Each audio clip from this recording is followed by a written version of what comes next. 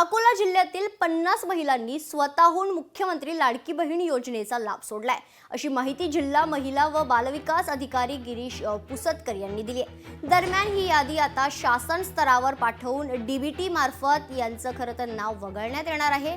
ज्यांच्याकडे 4 चाकी वाहनं आहेत अशाही काही महिला या योजनेतून वगळण्यात येणार असल्याची माहिती सूत्रांकडून मिळाली आहे। मुख्यमंत्री माझी लाडकी बहीण योजनेअंतर्गत ज्या महिलांनी अर्ज केले होते आपल्याकडे जवळपास 4,47,000च्या वरती महिला आपल्याकडे अकोला जिल्ह्यामध्ये पात्र ठरल्या होत्या।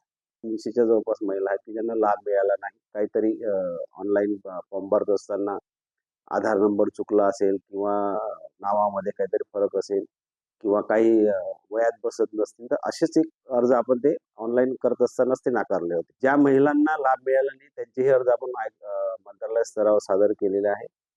ज्या महिलांना डीबीटी बंद करायचे किंवा लाभ घ्यायचा नाही त्यांचे अर्ज आपल्याकडे आलेले आहेत, ते पण आपण अर्ज मंत्रालयामध्ये आपण पाठवणार आहोत आणि त्यांचं डीबीटी ते बंद होणार आहे। लोकशाही मराठी ऐका, पहा, जागरूक रहा।